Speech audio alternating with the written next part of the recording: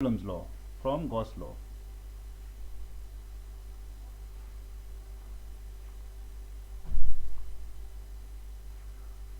उससे पहले मैं आपको एक टॉपिक करा देता हूँ बेटा, आसान सा है, छोटा सा टॉपिक है, Gaussian surface.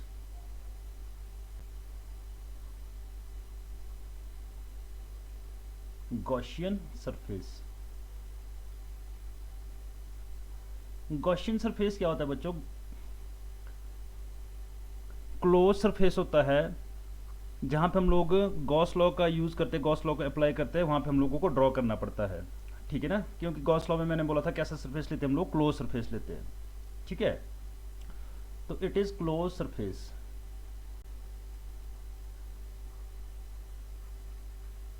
It is closed surface. कहाँ पे यूज़ करते हैं हम लोग? Use to apply Gauss law.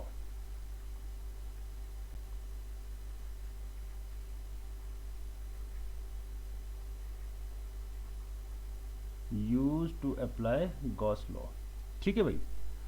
और जो इलेक्ट्रिक फील्ड होती है वो गॉसियन सरफेस से कैसी होती है बेटा? कांस्टेंट होती है।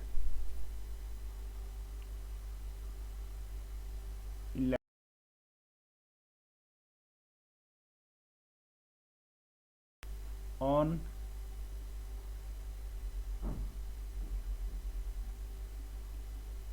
Electric field at every point of Gaussian surface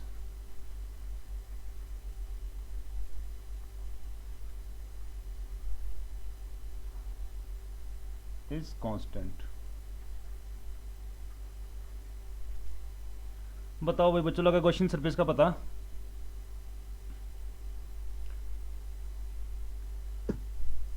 yes sir.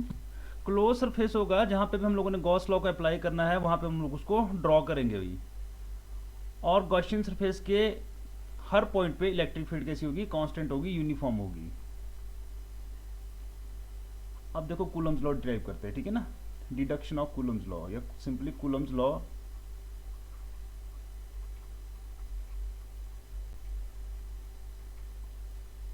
From Gauss law.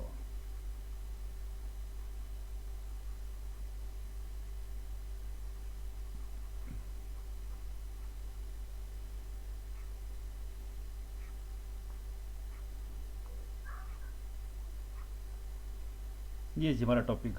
तो आप लोगों को पता है कूलम्स लॉ में क्या करते हैं हम लोग? किन्हीं दो चार्जेस के बीच की फोर्स निकालते हैं। तो ये दो चार्ज मैंने कंसीडर कर दिया भाई बच्चों। एक यहाँ पे Q1 है हमारे पास, और दूसरा यहाँ पे क्या है हमारे पास? Q2 है। ये पॉइंट A हो गया मेरे पास, और ये पॉइंट क्या हमारे पास इधर B हो गया। अब गॉस लॉ अगर अप्लाई करना तो हम लोग गॉसियन सरफेस ड्रॉ करेंगे। इनके बीच का डिस्टेंस कितना है? R मान लेते हैं भाई। Q1 एंड Q2 के बीच का डिस्टेंस कितना है? R डिस्टेंस पे रखेगी एक दूसरे से। तो ये डिस्टेंस R हो गया भाई हमारे पास, यहाँ से लेकर यहाँ तक का। मैंने A को सेंटर मान के R रेडियस का एक स्फेरिकल क्लोज सरफेस ड्रॉ कर दिया भाई बच्चों।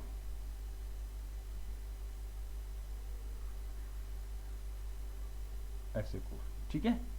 स्फेरिकल क्लोज सरफेस है। चलो दोबारा से ड्रॉ कर देता हूँ, ज़्यादा अच्छा बना नहीं।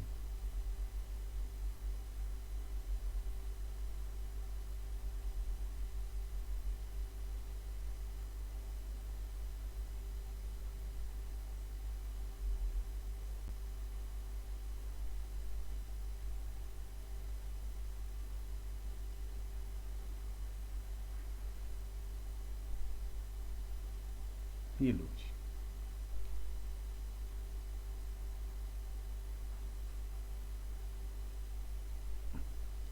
इस तरह से ड्रॉ किया मैंने कि जो ये चार्ज Q1 है बेटा, इसके सेंटर पे लाई कर रहा है, और Q2 इसके कहाँ पे आ रहा है? सरफेस पे आ रहा है, ठीक है? और इसकी रेडियस कितनी है गॉसियन सरफेस की? हमारे पास R है। अगर हम लोग बात करें कि जो A पे चार्ज रखा है Q1, उसकी वजह से यहाँ पे B पॉइंट पे इलेक्ट्रिक फील्ड कैसे को लगेगी? तो ऐसे को लगेगी। इलेक्ट्रिक फील्ड आपको पता है पॉजिटिव चार्ज की अवे होती है, तो ये लगी electric field E।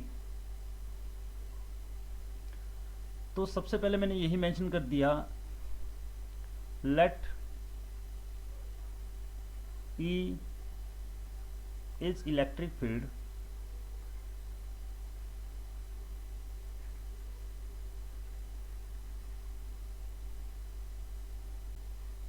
at B due to Q1।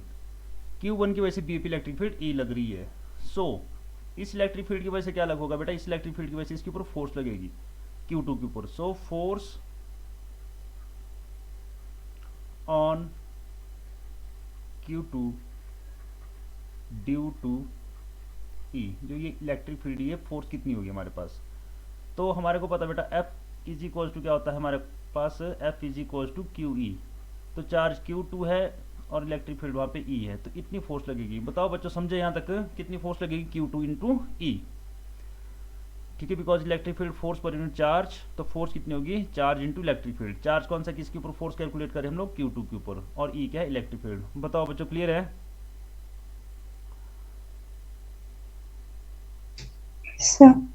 अब देखो भाई,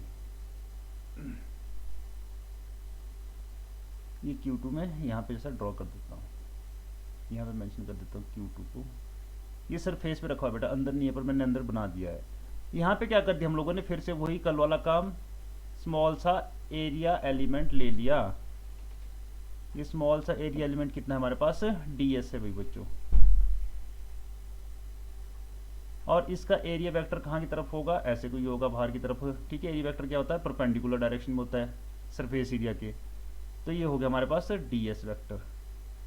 अब हम लोगों ने क्या करना है, इलेक्ट्रिक फील्ड फाइंड करनी है गॉस लॉ का यूज करके, और हम यहाँ पे पुट कर देंगे, हमारे पास कूलम्ब जोन निकल आएगा। ठीक है, तो स्मॉल फ्लक्स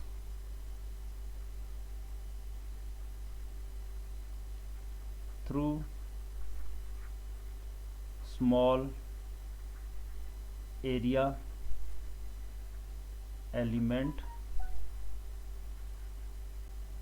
ds कितना होगा, स्मॉल फ्लक्स d5।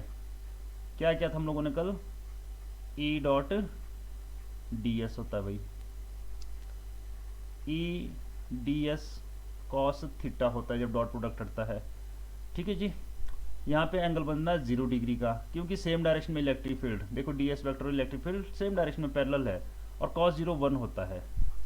तो d5 इज इक्वल टू ये आ गया मेरे पास E ds। ठीक है जी, टोटल फ्लक्स निकालना अगर हम लोगों ने, कि टोटल फ्लक्स पूरे गॉसियन सरफेस से कितना निकल रहा है, total flux through spherical Gaussian surface.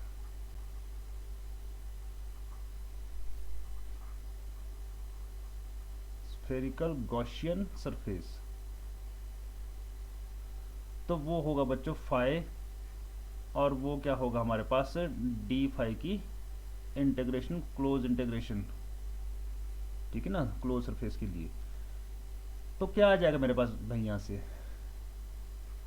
Phi is equal to A D S की close integration. Phi is equal to electric field बाहर निकाला भाई, डी एस की close integration. Phi is equal to electric field into D S की, मैंने कल भी बताया था आपको कितनी होती है, 4 pi r square. D S small area है, टोटल एरिया कितना हो जाएगा इस स्फीयर का, 4 पाई आर स्क्वेयर। इसको इक्वेशन 2 नाम दे दिया। ठीक है भाई, अब यहाँ पे देखो, also according to Gauss law, according to Gauss law, Gauss law के अकॉर्डिंग देखो भाई बच्चों, जो फ्लक्स होता है वो कितना होता है, Q upon epsilon not. Q होता है चार्ज एनक्लोज्ड। तो गॉसियन सरफेस के अंदर कौन सा चार्ज है, Q1 उसने एनक्लोज किया है। ठीक है ना, ये वाला चार्ज देखो गॉसियन सरफेस के अंदर है, दूसरा तो सरफेस पे लिया था मैंने। ठीक है, तो Q1 अपॉन एप्सिलॉन नॉट होगा कि नहीं होगा, ये इक्वेशन थर्ड। 2 और 3 को इक्वेट कर दो, from 2 and 3, from 2 and 3, equation 2 and 3 से। तो क्या कंक्लूजन निकलेगा भाई यहाँ से, E इंटू 4πr², यहाँ से ये ले ली फाई की वैल्यू और यहाँ से ये ले ली, कितना है is equals to Q1 upon epsilon naught. Electric field is equals to 1 upon 4 epsilon naught Q1 upon r²। ठीक है, इसको उधर शिफ्ट करा तो ये हमारे पास ये आ गया। अब E की वैल्यू निकल गई है, इक्वेशन 1 में पुट कर दो। देखो इक्वेशन 1 हमारी ये पड़ी है यहाँ पे, इसमें डाल देते हैं ये वैल्यू हम लोग। ठीक है, पुट E इन इक्वेशन 1, तो F is equals to Q2 into 1 upon 4 epsilon naught Q1 upon r²। तो बेटा ये हमारे पास कूलम्स लॉ डिराइव हो गया। F is equals to 1 upon 4 epsilon naught Q1 Q2 upon r²। तो ये हमारे पास कूलम्स लॉ आ गया। बताओ भाई बच्चों, क्लियर है? लगा भाई बता?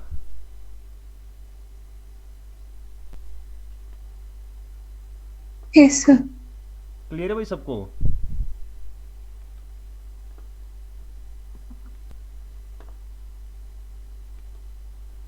कर लिया नोट आप लोगों ने?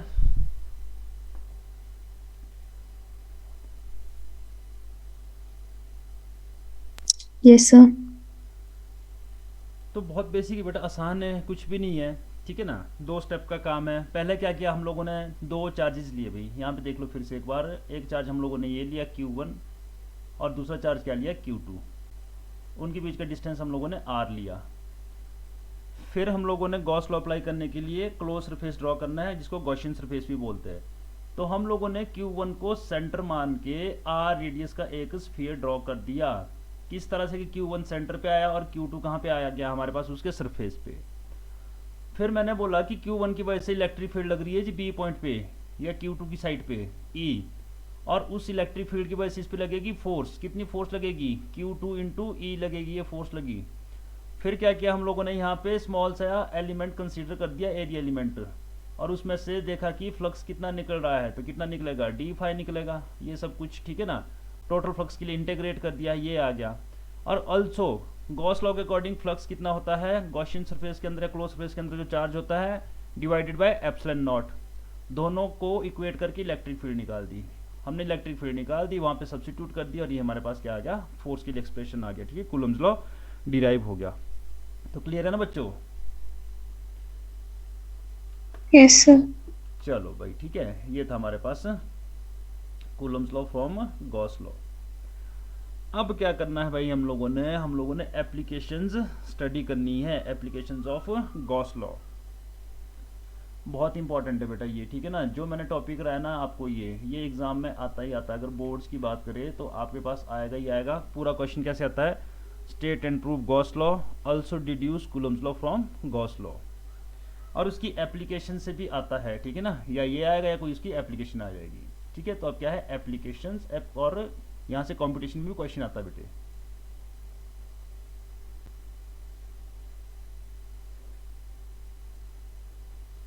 Applications of Gauss law. Gauss law का यूज हम लोग करेंगे इलेक्ट्रिक फील्ड फाइंड करने के लिए बेटा। जो चार्ज डिस्ट्रीब्यूशन होती है, देखो पॉइंट चार्ज की वजह से तो हम लोगों ने इलेक्ट्रिक फील्ड निकाली है 1/4 Q अपॉन r²। अगर चार्ज डिस्ट्रीब्यूशन है तो हम लोगों ने इलेक्ट्रिक फील्ड कैसे निकालनी है वो करना हम लोगों ने।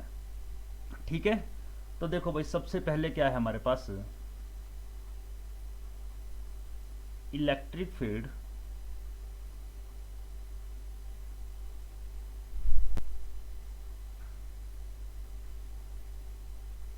Due to uniformly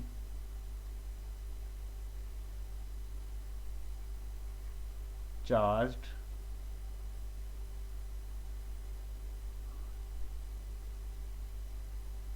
long wire.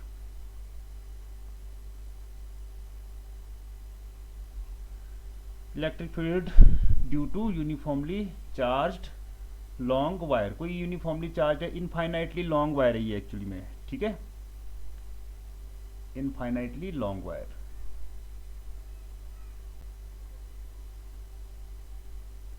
Uniformly charge infinitely long wire.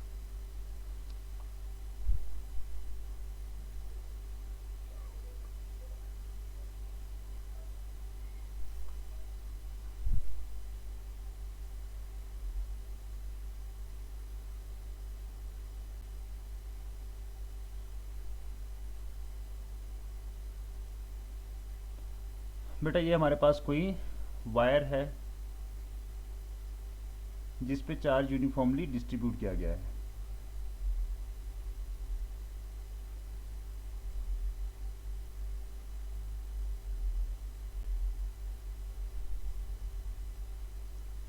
मान लेते इसके ऊपर पॉजिटिव चार्ज दिया गया है और ये इनफाइनाइटली लॉन्ग है बच्चों, ऊपर तक भी जा रही है।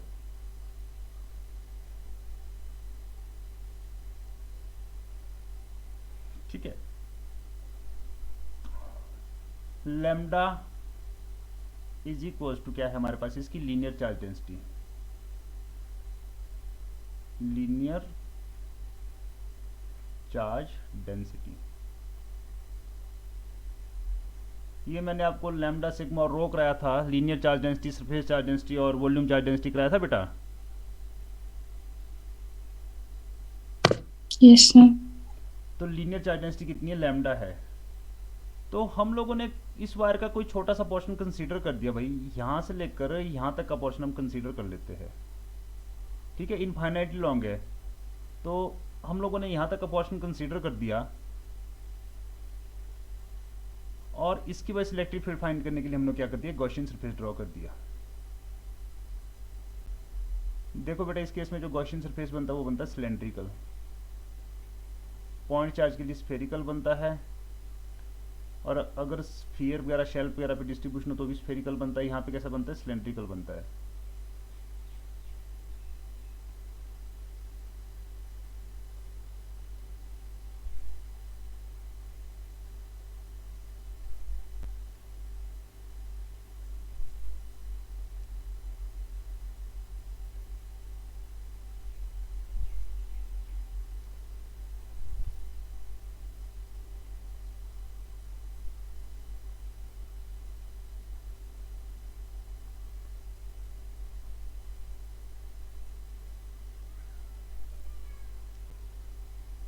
तो ये लो जी हमारा गॉसियन सरफेस हो गया, और इस गॉसियन सरफेस के अंदर हमने चार्ज कितना बोल दिया कि Q है भाई ये, ठीक है ना, यहाँ से लेकर यहाँ तक ये चार्ज Q है। और इसकी लेंथ कितनी हमारे पास टोटल L है, यहाँ से लेकर यहाँ तक लेंथ कितनी हमारे पास इसकी L है भाई बच्चों। वायर की लेंथ L है तो नेचुरल सी बात है सिलेंडर की लेंथ या हाइट वो भी कितनी होगी, L ही होगी। और मान लेते हैं हम लोगों ने इलेक्ट्रिक फील्ड कहाँ पे फाइंड करनी है, यहाँ पे फाइंड करनी है, इस पॉइंट पे, ये पॉइंट P है जहाँ पे हम लोगों ने इलेक्ट्रिक फील्ड फाइंड करनी है, और डिस्टेंस कितना है, R है। तो ये मान के चलो कि हमने R रेडियस का गॉसियन सरफेस ड्रॉ किया है। बताओ क्लियर यहाँ तक, क्लियर है भाई बच्चों? Yes sir. अब देखो क्या है,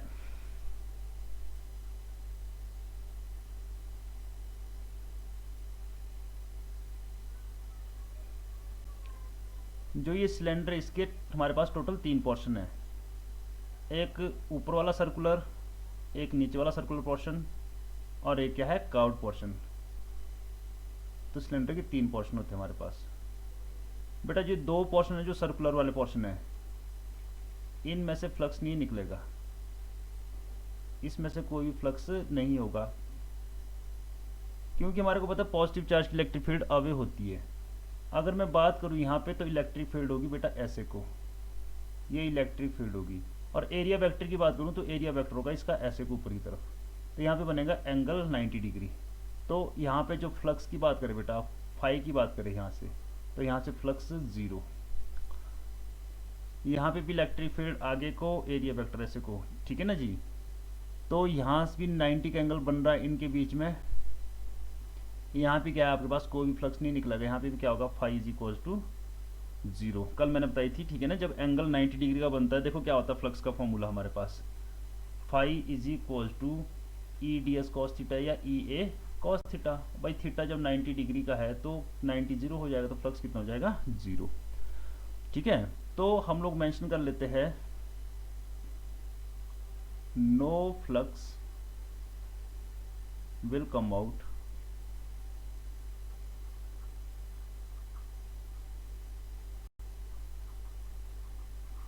थ्रू सर्कुलर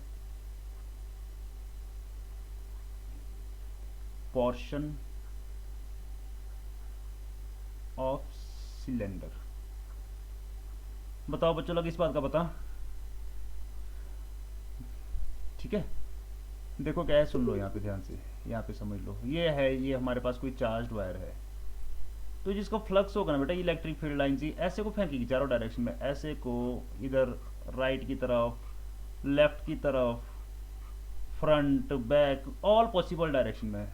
एज्यूम करो सिलेंडर बनेगा, ठीक है, ऐसे कोई फेंकेगी पीछे की तरफ, ऐसे कोई फेंकेगी उधर की तरफ भी फेंकेगी, आगे की तरफ भी फेंकेगी, ठीक है ना, ऑल पॉसिबल डायरेक्शन में जाएगा, बट ऊपर नीचे नहीं जाएगा भाई, ऊपर की तरफ कुछ नहीं होगा, नीचे की तरफ कुछ नहीं होगा, तो वहाँ से कोई फ्लक्स नहीं निकलेगा, ठीक है ना, चारों तरफ जाएगी, सिलेंडर बनेगा आपके पास। ठीक है, जो इलेक्ट्रिक फील्ड लाइंस होगी, जो फ्लक्स निकलेगा आपके पास, वो कैसे को जाएगा, देखो यहाँ पे देख लो, ऐसे को, ऐसे को, ऐसे को, ऐसे को, ऐसे को, ठीक है, ऐसे को, बट ऊपर की तरफ नहीं होगा भाई बच्चों, ठीक है, कोई फ्लक्स नहीं निकलेगा। तो फ्लक्स कहाँ से निकलेगा, सिर्फ कर्व्ड वाले पोर्शन से, इधर उधर जा रहा है, तो फ्लक्स विल कम आउट, समझ रहे बच्चे,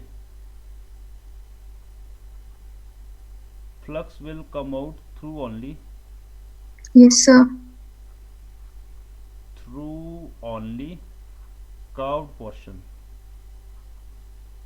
सिर्फ कर्व्ड पोर्शन में से ही फ्लक्स निकलेगा।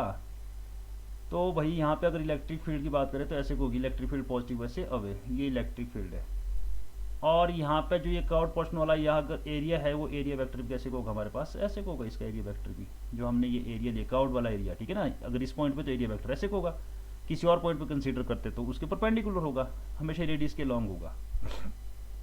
अगर हम लोगों ने स्मॉल एरिया कंसीडर करना है तब भी कोई प्रॉब्लम नहीं, यहाँ पे स्मॉल एरिया कंसीडर कर दिया जी, ये लो, ठीक है, तो उसका ये डी ए वैक्टर हो गया। अगर मैं इस एरिया को क्या बोल दूँ, डी ए बोल दूँ, डी एस बोल दूँ, बात एक ही बेटा, ठीक है ना, डी ए डी एस में उसमें कोई कन्फ्यूजन नहीं है, ये स्मॉल एरिया हमने डी ए ले लिया। तो कितना फ्लक्स निकलेगा हमारे पास, फाई इज इक्वल टू, ठीक है, या जब एस की टर्म में कर रहे हैं तो चलो डी एस की टर्म में करते, फिर क्यों आपको कन्फ्यूजन में डालना, जो हमारा फॉर्मूला चला है वही ठीक है। ये हमारे पास डी एस हो गया, ये डी एस वेक्टर हो गया, तो फ्लक्स होता है integration of E dot D S vector, तो phi is equal to E D S cos 0 degree, बेटा यहाँ पे 0 डिग्री क्यों है, क्योंकि सेम डायरेक्शन में, देखो ये और ये सेम डायरेक्शन में जा रहे हैं, तो फाई इज इक्वल टू हमारे पास आ जाएगा ई डी एस की क्लोज इंटीग्रेशन, इलेक्ट्रिक फील्ड हमने फाइंड करनी है, ठीक है, गॉसियन स्पेस पे कांस्टेंट होती है, बाहर निकाल दिया, अंदर बच गया डी एस की इंटीग्रेशन, तो phi is equal to E into D s, बेटा यहाँ पे क्या है, सिलेंडर का कर्व्ड सरफेस एरिया आएगा, क्योंकि जो हमने स्मॉल पोर्शन कंसीडर किया है वो क्या कर्व्ड पे, तो टोटल में क्या आ जाएगा उसका कर्व्ड सरफेस एरिया, समझ रहे बात को, वो होता है 2 पाई आर एच, तो 2 पाई आर एच की जगह यहाँ पे एल है। बताओ बच्चों, लग रहा है पता?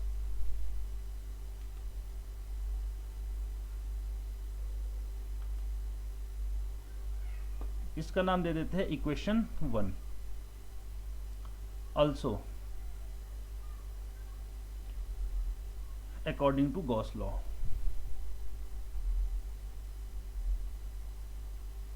Also according to Gauss law, phi is equal to charge enclosed upon epsilon naught, तो क्यू अपॉन एप्सिलॉन नॉट। अब देखो यहाँ पे हम लोगों ने जो एक्सप्रेशन निकाला वो निकालना लैम्डा की टर्म में भाई, क्योंकि लैम्डा दिया होगा आपके पास वहाँ पे, तो हमारे को पता है lambda is equal to charge per unit length, और यहाँ से क्यू की वैल्यू कितनी आ जाएगी बेटा, q is equal to lambda into l, ठीक है, क्लियर बच्चों, समझ गए? यहाँ पे वैल्यू पुट कर दी तो phi is equal to lambda L upon epsilon naught, ये equation 2 from 1 and 2, from 1 and 2।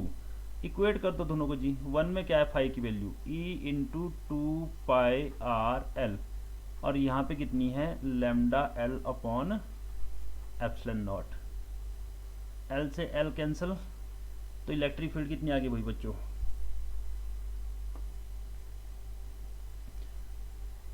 E is equal to lambda upon 2π epsilon naught R. 2π R को उधर किया, एप्सिलॉन ऑलरेडी था, तो ये एक्सप्रेशन आ गया। बताओ लगा पता?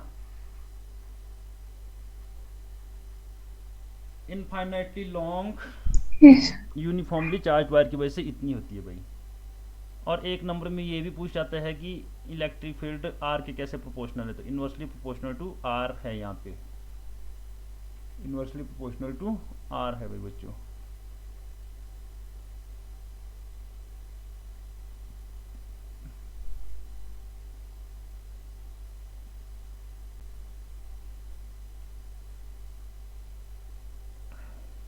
बताओ लगा इस टॉपिक का पता? Yes, sir. तो ऐसे ऐसे करना भाई। कर लिया नोट आप लोगों ने? Yes, sir. Yes, sir.